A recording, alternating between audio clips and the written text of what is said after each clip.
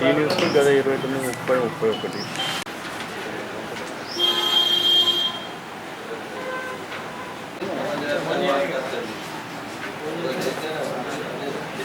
Virus వ్యాప్తి నివారణకు సంబంధించి అటు కేంద్ర ప్రభుత్వమే కానీ ఇటు రాష్ట్ర ప్రభుత్వమే కానీ స్పష్టత లేకుండా ఏ విధమైనటువంటి ఖచ్చితమైనటువంటి యొక్క చర్యలు లేకుండా చివరికి వచ్చేవరకల్లా ఏదైతుందో మనం కరోనా వైరస్ కూడా ఇతర వ్యాధుల్లాగానే మన సహజీవనం చేసే పరిస్థితి కలుగుతుందని స్థాయికి ప్రభుత్వాలు వచ్చింది. ప్రతి corona virus is also and అపెండిక్ అది కానీ ఏదైతుందో దాని ఎక్స్పాన్షన్ అనేది ఎక్కువ ఉంటుంది. దాని ఎక్స్పాన్షన్ మనం పరిగణించాలి. ఆ ఎక్స్పాన్షన్ను నివారింపు చేయడానికి వరకు ఏదైతుందో ఈ భౌతిక ఇద్దరిని ప్రత్యేకంగా ఎవరన్నా వ్యాధి సోకే అవకాశం ఉన్నటువంటి వారిని ఇతరులతో కలవకుండా క్వారంటైన్ చేయటము, దాంతో ఈ వ్యాధిని నివారింపు చేయడానికి అవకాశం. అంటే వాస్తవంగా ఆరంభంలోనే గట్ట మనం ఇతర దేశాల నుండి వస్తున్నటువంటి వారిని మన ప్రభుత్వ పరంగా నిర్బంధిత క్వారంటైన్ చేయగలిగి ఉంటున్నట్టయితే అసలు ఇది ఇంత వ్యాప్తి చెందకపోతుంది. బేసిక్గా ఫస్ట్ స్టెప్ ఏదైతుందో విదేశాలలో అప్పుడే గట్ట మనం నిర్బంధిత క్వారంటైన్ అమలు చేసి ఉంటున్నట్టయితే definitely it would have been much better control. కానీ ప్రభుత్వం అప్పుడు ఏదైతున్నదో సెల్ఫ్ క్వారంటైన్ అనే ఆలోచన తెరపైకి ఈ సెల్ఫ్ క్వారంటైన్తో మనకు ఈ సమస్యలు వస్తుంది. ఇది ఎక్స్పాన్షన్కి ఏదైతుందో స్కోప్ పెరగడానికి సెల్ఫ్ క్వారంటైన్. సరే, ఇప్పుడైతే వలస కార్మికులను స్వస్థలాలకు చేర్చడం అది ప్రభుత్వ బాధ్యతనా? ప్రభుత్వ బాధ్యతతో పాటుగా స్వయంగా రావాలని భావించేటటువంటి వాళ్ళు కూడా ఉన్నారు. స్వస్థలాలు చేరుకోవటము, కుటుంబ సభ్యులతో కలిసి ఉండాలని చెప్పి భావించటం ఇదంతా సహజమైపోతుంది. కానీ but at the same time ఇవాళ ఈ వలస కార్మికులు స్వస్థలాలకు ఏదైతే రావడం జరుగుతుందో, ముఖ్యంగా మనకి ముంబై ప్రాంతం నుండి ధార్వాడి అక్కడి వ్యాధి బాగా సోకినది. అక్కడికి వెళ్ళి ఇక్కడికి వచ్చే వాళ్ళతో వాళ్ళు వేల సంఖ్యలో అక్కడికి ఇక్కడ కూర్చుంది. వాళ్ళు ఏదైతుందో మన సెల్ఫ్ క్వారంటైన్కే పరిమితమైన ప్రభుత్వం. ఈ సెల్ఫ్ క్వారంటైన్ అనేది సెల్ఫ్ డిసిప్లిన్ లాంటి. సెల్ఫ్ క్వారంటైన్ ఈ సెల్ఫ్ డిసిప్లిన్. సెల్ఫ్ డిసిప్లిన్ అనేది ఏమాత్రం మనం అమలు చేయగలుగుతాము, చేసుకోగలుగుతాం అనేది నిర్దిష్టంగా చెప్పలేము. ఎవరికి వాళ్ళు ఏదో వ్యాధి లక్షణాలు మాకు తెలియవు కదా అని చెప్పని అనుకుంటాం. కానీ వ్యాధి లక్షణాలు ఏదైతుందో అంతర్లీనమై ఉంటుంది. మనం పైకి కనబడకుండా ఏ విధమైనటువంటి సూచన లేకుండా బాడీలో అంతర్లీనంగా ఏదైతుందో కలిగి ఉండేటటువంటి అవకాశం కూడా ఉన్నది. కాబట్టి వాస్తవంగా ప్రభుత్వ క్వారంటైన్ అయితే బాగుంటుంది. మరి ప్రభుత్వం ఆ విధంగా చర్యలు తీసుకోకుండా సెల్ఫ్ క్వారంటైన్ అనేటువంటి ఒక ఆలోచనతోనే పరిమితం కావడంతో ఈ వ్యాధి మరి వ్యాప్తి చెందుతుందని చెప్పి భావించక తప్పదు. దానికి తోడేదిస్తుందో వీళ్ళ అనుమానితులకు పరీక్షలు కూడా అవసరం. మన పరీక్షలు కూడా ఏదైతుందో ఆల్మోస్ట్ ఇప్పుడు ఈ లాస్ట్ 65 డేస్లలో 65, 75, 80 డేస్లలో కొంచెం అంతా 30,000 చేసి ఉంటారు. అంతా 30,000 చేసి. అదే మన పొరుగు రాష్ట్రాలే కానీ ఇతర రాష్ట్రాలలో లక్షల సంఖ్యలో చేసి, అంటే అనుమానితులను పరీక్షలు చేసి రోగ నిర్ధారణ గట్ట మనం చేసుకుని ఉన్నట్టయితే ఈ పాజిటివ్ వచ్చినటువంటి వాళ్ళను ఒక ప్రత్యేకమైనటువంటి ఒక వైద్య సదుపాయం కల్పించి ఇతరులుగా సోకకుండా చర్యలు తీసుకునే అవకాశం ఉంది. ఈ తక్కువ సంఖ్య పరీక్షలతో ప్రభుత్వ పరంగా ఏదైతుందో సంఖ్య తక్కువ కనబడచ్చు కాక అంతర్గతంగా అది పెరిగిపోతున్నటువంటి ఒక సూచనలు కూడా కనబడుతున్నాయి. అంతర్గతంగా అంతర్లీనంగా అది పెరిగిపోతున్నట్టు కూడా సూచనలు కనబడుతున్నాయని చెప్పాలి. ఈ క్వారంటైన్ సంబంధించి కూడా ప్రభుత్వం ఇప్పుడే స్పష్టత లేదు చెప్పి అన్నా కదా. ముందు ప్రభుత్వం ఏదైతుందో కనీసం 2 వీక్స్ క్వారంటైన్ చేయబడాలని చెప్పని పేర్కొంది. తర్వాత ఈ 2 వీక్స్ సరిపోయే పరిస్థితి లేదు, 4 వీక్స్ చేయాలని చెప్పాను. 2 వీక్స్ కాదు 4 వీక్స్ చేయాలని చెప్పాను. అంటే 2 వారాలు గట్ట మనకి వ్యాధి సోకిన లక్షణాలు లేకుండా ఉన్నట్టయితే మనం సేఫ్ అని చెప్పి భావించడం వీలు లేదు. తదుపరి కూడా వచ్చే అవకాశం ఉన్నది కాబట్టి 4 వారాల వరకు క్వారంటైన్ ఉంటే బాగుంటుంది అని సూచన చేశారు. మళ్ళీ తదుపరి ఇప్పుడు ఏమంటుండ్రు, ఈ డి నాట్ బి 2 వీక్సే 1 వీక్ ఈజ్ ఎనఫై అన్న కాడికి వచ్చింది. అది ఏంటో ఇవిడికి అర్థమైతే చెప్పండి. మీరే 2 వారాలు అన్నారు, 2 వారాలు సరిపోయేట పరిస్థితి లేదు. 2 వారాలు తదుపరి కూడా వ్యాప్తి చెందుతున్నటువంటి యొక్క సూచనలు ఉన్నాయి కాబట్టి 4 వారాల వరకు ఉంటే బాగుంటుందని చెప్పారు. మళ్ళీ ఇప్పుడు ఏమైపోయింది, వారం సరిపోతుందని చెప్పారంట. చివరికి వైద్య ఆరోగ్య శాఖ మంత్రులైతే గాంధీ ఆసుపత్రిలో పాజిటివ్ కేసెస్ ఎవరైతే ఉన్నారో వ్యాధి లక్షణాలు కలిగి ఉన్నటువంటి వారిని 2 వారాల వరకు వారికి వైద్య సదుపాయం అందింపచేసి వారికి ఇతరత్ర ఏ రుగ్మత లేకున్నట్టయితే మళ్ళీ పరీక్షలు లేకుంటే డిశ్చార్జ్ చేయడం జరుగుతుందని చెప్పారు. అంటే మనం ఇప్పుడు ఏం మాట్లాడుతాం అనేది ఎవరికి అర్థమైందని చెప్పంటున్నాడు. ముందు ఆరంభంలో ఈ క్వారంటైన్ పీరియడ్ తదుపరి వైద్య సదుపాయం తదుపరి కూడా 2 పర్యాయాలు మళ్ళీ పరీక్షలు చేసి 2 పర్యాయాలు నెగటివ్ వస్తేనే వ్యాధి లక్షణాలు పూర్తిగా నయమైనట్టు భావించడం జరుగుతుందని చెప్పారు. ఇప్పుడు మళ్ళీ అసలు పరీక్షలు అవసరం లేకుండా డిశ్చార్జ్ చేస్తుందని చెప్పారు. అంటే ఇవాళ దీన్ని ఆట వేసే దూరం కనబడుతుంది తప్ప నిజంగా ఈ వ్యాధిని నివారణ అనేది ఇది ప్రభుత్వ బాధ్యతగా భావించాలి. ఆ బాధ్యతను విస్మరించలేరు విస్మరించలేరు. నిర్వహణలోనే కానీ క్వారంటైన్లోనే కానీ లేక ఈ లాక్డౌన్ పీరియడ్లో ఉపాధి కోల్పోయినటువంటి కార్మికులను, కూలీలను, రైతాంగాన్ని, సమాజాన్ని ఆదుకోవాల్సిన బాధ్యత కూడా ప్రభుత్వం మీద ఉందని చెప్పండి. అంటే నా ఆలోచన అయితే వాళ్ళ వచ్చేటటువంటి ఒక కార్మికులు ఉన్నారు కదా, వాళ్ళందరూ మీరు సెల్ఫ్ క్వారంటైన్కి పరిమితం కాకుండా ప్రభుత్వ పరంగా మీరు క్వారంటైన్ సదుపాయాలు కలిగించి మీ అబ్జర్వేషన్లు ప్రభుత్వ వైద్యుల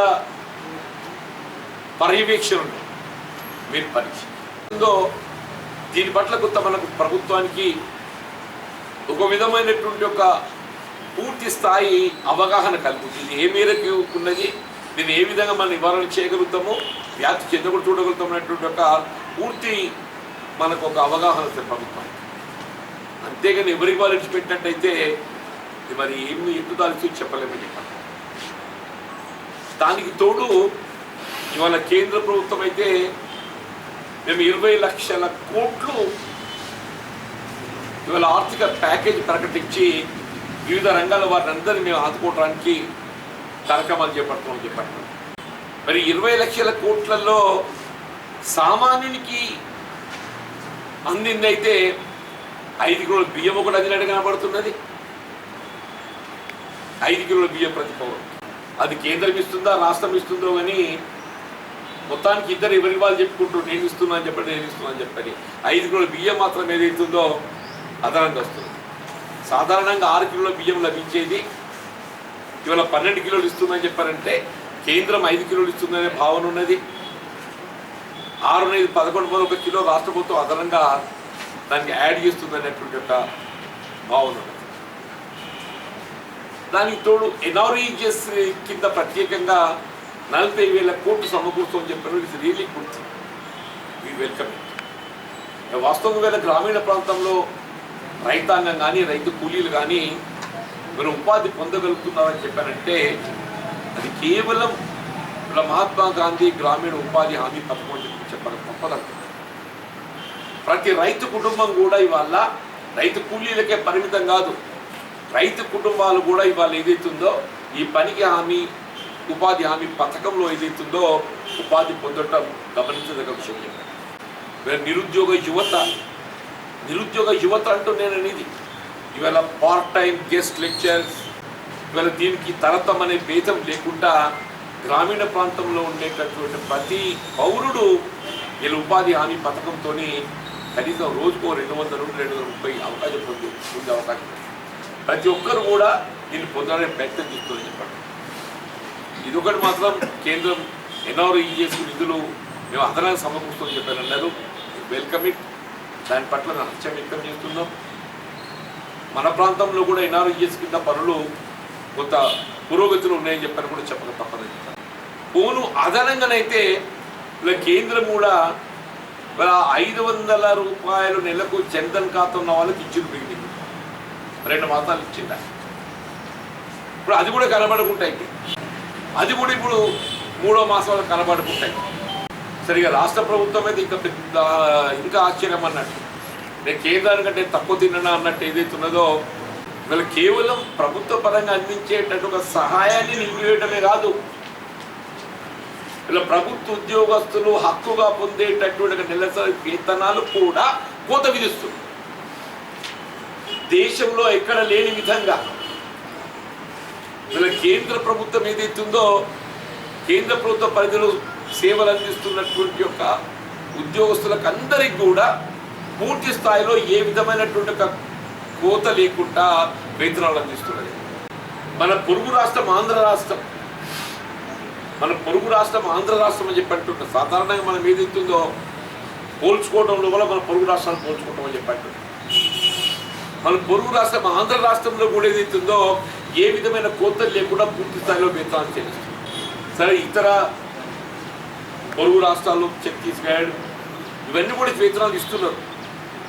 నేను ఏపీ ఎందుకు చెప్తున్నానంటే మనతో విడిపోయిన రాష్ట్రం కాబట్టి నేను ఎగ్జాంపుల్ చెప్తున్నాను. అంటే కేంద్రమే కానీ ఇటు మనతో విడిపోయిన ఆంధ్ర రాష్ట్రమే కానీ.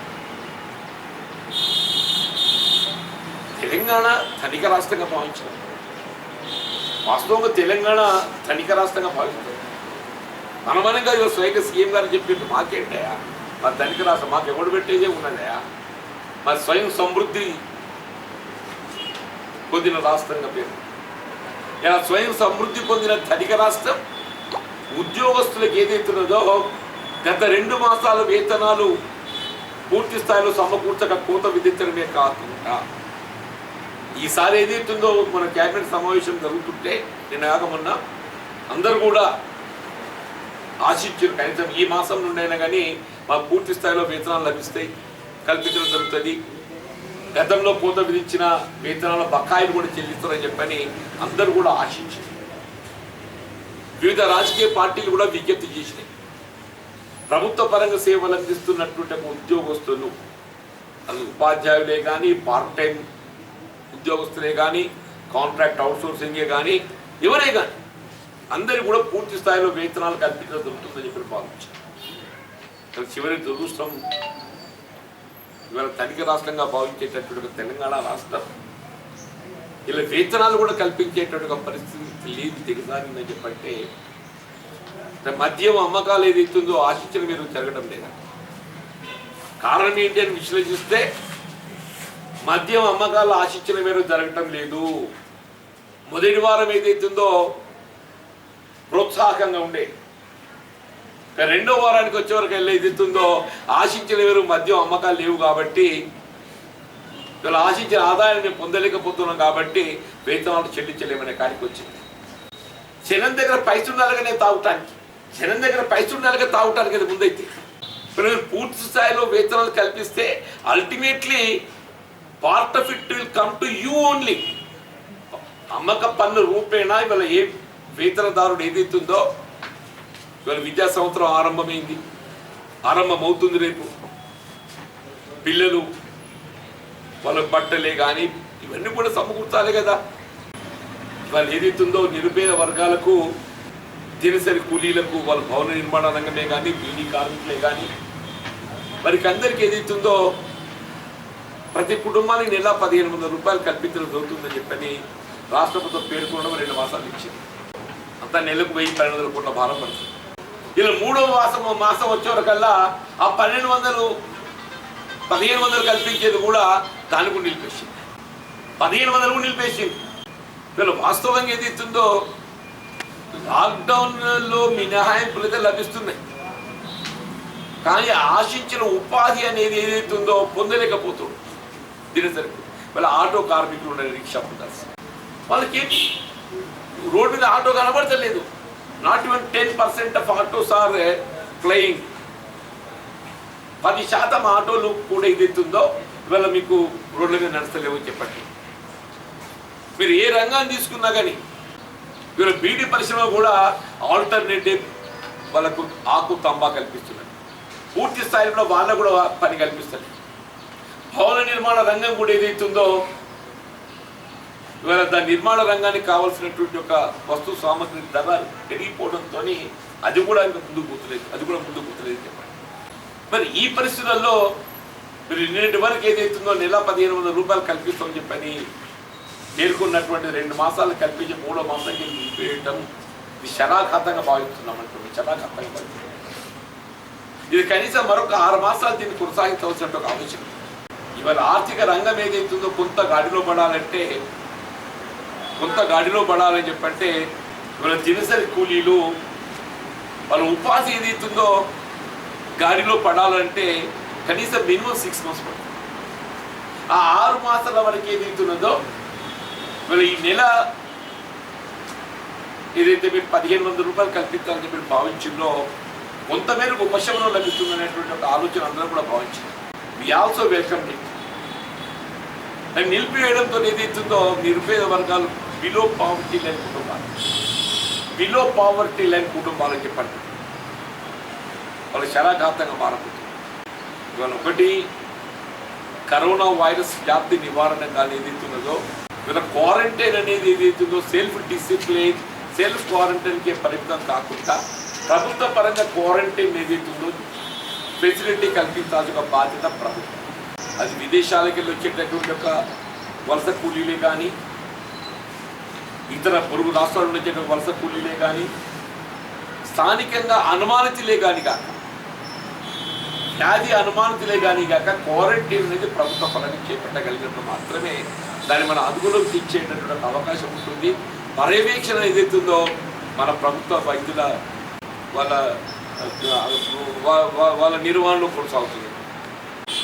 వీళ్ళ అనుమానితులకు ఏదో పరీక్షలు అనేది ప్రధానము. మీరు పరీక్షల పట్ల నిర్లక్ష్యం చేసి మేము ఎక్కువ పరీక్షలు చేస్తే ఎక్కువ వ్యాధిగ్రస్తులను వెలికి తీసిన వాళ్ళం అవుతాం కాబట్టి నేను తక్కువ పరీక్షలతో ఏదైతుందో నేను తక్కువ వ్యాధిగా దీన్ని చూపెట్టుకోవద్దని చెప్పి భావించడం కరెక్ట్. మనం ఏ స్థాయిలో ఉన్నామో మనకు తెలవాలి. తెలిస్తేనే ఆ వ్యాధి నివారణకి ఏదైతుందో దాన్ని అదుపు చేస్తానికి కొరకు ఏదైతుందో చర్యలు చేపట్టుకున్నట్టు ఒక అవకాశం. ఇలా మనం గవర్నమెంట్ ఏదైతుందో గచ్చిబౌలిలో మేము ప్రత్యేకంగా కరోనా వైరస్ వ్యాధి సోకినటువంటి వారికి వైద్య సదుపాయం నిమిత్తము ఏదో ఆసుపత్రి ఓపెన్ చేసుకోమని చెప్పాను కదా. ఇంతవరకు ఒక్క పేషెంట్ లేడు అని చెప్పంటున్నాను. ఒక్క పేషెంట్ లేడు. దీన్ని బట్టి మనం గ్రహించవచ్చు ప్రభుత్వం ఏ విధంగా కొనసాగుతుంది. దానికి తోడు కేంద్ర ప్రభుత్వం ఏదైతున్నదో నిరుపేద వర్గాలకు కల్పించేటటువంటి ఆర్థిక సదుపాయం ఏ 20 లక్షల కోట్ల ఆర్థిక ప్యాకేజ్ అని మీరు పేర్కొంటున్నదో కనీసం ప్రతి నిరుపేద బీపీఎల్ కుటుంబానికి నెలకు 5,000 రూపాయలు ఒక 6 మాసాల వరకు అండి. నెలకు 5,000 రూపాయలు 6 మాసాల వరకు అండి. అట్లాగే రాష్ట్ర ప్రభుత్వం ఏదైతున్నదో మన దేశంలో కానీ కేంద్ర ప్రభుత్వ పరిధిలో సేవలు అందించేట ఉద్యోగస్తులే కానీ మన పొరుగు రాష్ట్రం ఆంధ్ర రాష్ట్రమే కానీ చాలా రాష్ట్రాలు ఏదైతుందో ఏ విధమైన కోతలు లేకుండా ప్రభుత్వ ఉద్యోగస్తులకు వేతనాలు కల్పిస్తుంది.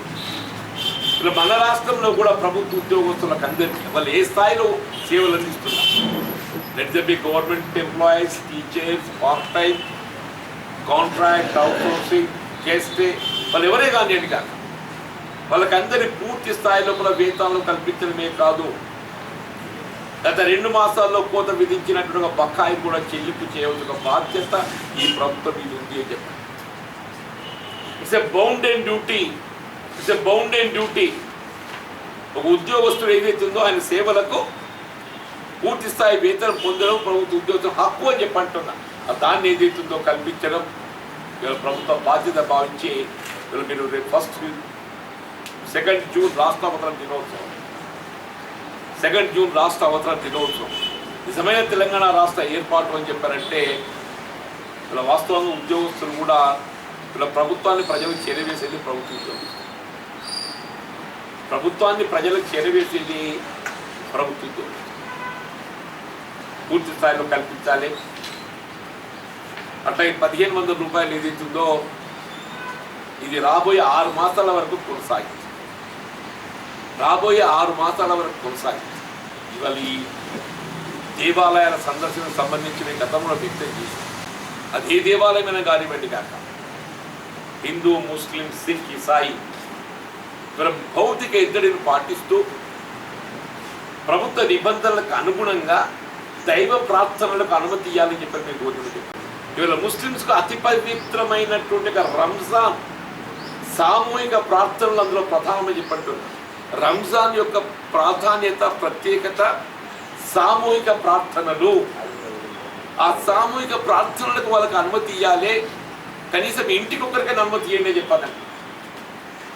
ఇవాళ ఏమైందని నువ్వు కొండపోచమ్మ సాగర్ ప్రారంభోత్సవం అని, సుదర్శన యాగం అని చెప్పాను, ఇంకేదో దేవాలయం, అన్ని సంతోషం. ఆయన నీకది ఏ నిబంధనలు లేవు, నీకది ఏ నిబంధనలు లేవు, నీకే భౌతిక ఎద్దడి లేదు, నీకే భౌతిక ఎద్దడి లేదు, నీకే సోషల్ డిస్టెన్స్ లేదు.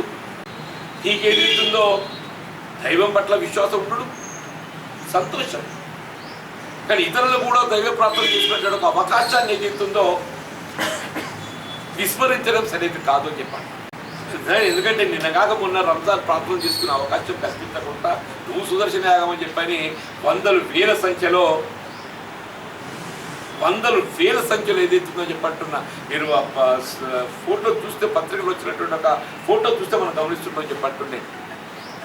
ఇప్పటికైనా ఏదైతుందో ఈ వ్యత్యాసాన్ని విడనాలంటే దైవ ప్రాంతంలో ఏదైతుందో అవకాశం ప్రభుత్వ నిబంధనలకు అనుగుణంగా కల్పించండి. ప్రభుత్వ నిబంధనలకు అనుగుణంగా భౌతిక ఎద్దడి, సోషల్ డిస్టెన్స్, మాస్క్ మీరైతే మాస్క్ కూడా పెట్టుకోలేదు నాయన, మీరైతే ఆ మాస్క్ కూడా పెట్టుకోలేదు. ఎందుకంటే మన ఎగ్జామ్షన్ ఉండొచ్చు, మరి బికాస్ రాజే కదనే. మరి నేను పత్రికలో గమనించింది అయితే మాస్క్ ఉన్నాడే మాకు కనబడలేదని చెప్పండి. కానీ మాకు రిలాక్సేషన్స్ ఏం పట్టాయి, మాకు డస్ట్బిన్ ఇలా మత విశ్వాసం కలిగి ఉన్నటువంటి వారు, వాళ్ళు హిందువులే కానీ, ముస్లిమ్సే కానీ, సిక్కే కానీ, ఇసాయి ఎవరికైనా కానీ అని కానీ అవకాశం అందరికి కల్పించాలని చెప్పని కూడా విజ్ఞప్తి చేస్తాను. Thank you.